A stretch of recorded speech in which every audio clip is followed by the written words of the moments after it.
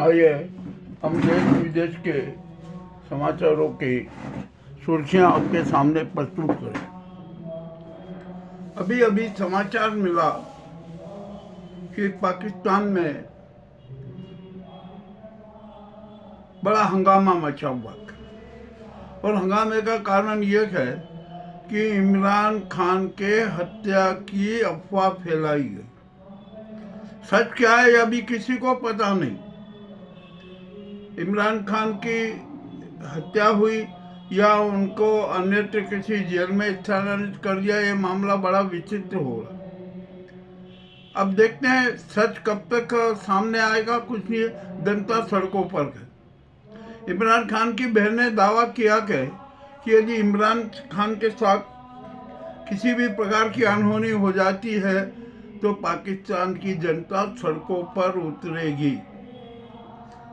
अब यहाँ मुनीर साहब देखते हैं क्या करते हैं क्या नहीं करते हैं। मामला तो बड़ा विचित्र हो गया है। क्या हालातें बनेगी अभी कुछ भी कहना संभव नहीं है।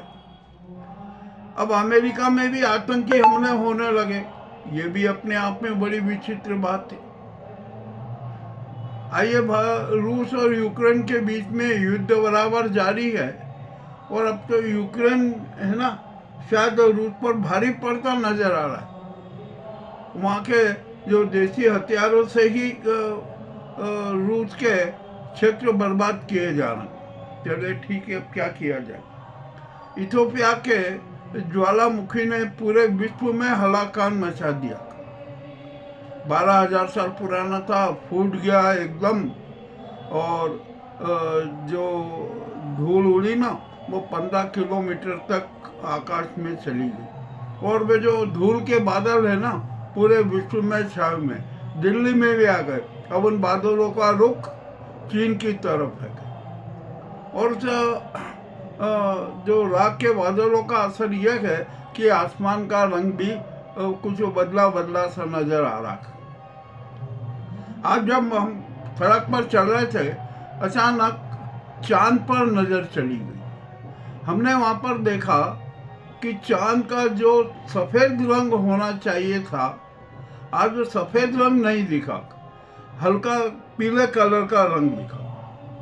तो ये भी है ना धूल भरे बादलों का ही कमाल है। क्या कह सकते हैं कि प्रकृति क्या चाहती है। उत्तरी ध्रुव पर भी बड़ी विचित्र स्थिति बनी हुई है। विश्व के अनेक राष्ट्रों में हलचल मची हुई है। भारत में मौसम बार बार करवटें ले रहा है। शनिवार तूफान 5 राज्यों में अपना कोहराम मचाए हुए है। ये जो महत्वपूर्ण समाचार है ना देश विदेश के, ये आपके सामने प्रस्तुत है। अब तो मामला बड़ा विचित्र होता जा रहा है।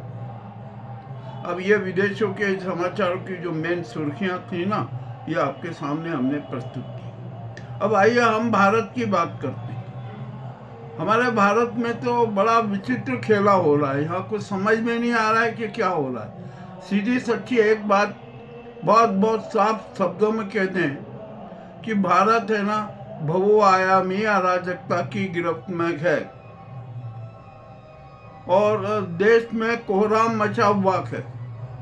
और इस कोहराम के लिए दोषी है ना ये गुजराती गैंग की सरकार है। इसके सिवा कोई दूसरा वो नहीं है। ये अपने सत्तावादी रोब दिखाने के लिए देश में कोहराम पैदा कर रही है। ये किसी से छिपा नहीं है। अब आइए हम हमारे यहाँ के सुप्रीम कोर्ट में तो बड़ी विचित्र स्थिति चल रही है। आज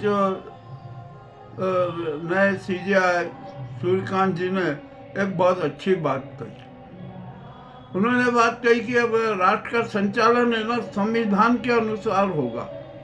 संविधान में जो वर्णित है उसके हिसाब से ही राष्ट्र का संचालन होगा और जो ये मनोवादी और जो विचारधारा है ना और उसके सिद्धांतों से राष्ट्र का संचालन नहीं होगा। मामला तो बड़ा विचित्र होता जा रहा है। क्या किया जाए, क्या नहीं किया जाए, देखते हैं क्या होता है। मतलब देश के हालात है ना, बहुत नाजुक होते जा रहे हैं। अब सुप्रीम कोर्ट से जो बात की जा रही है, सुप्रीम कोर्ट से जो विचार विमर्श किया जा रहा है कि वहाँ पर पक्ष और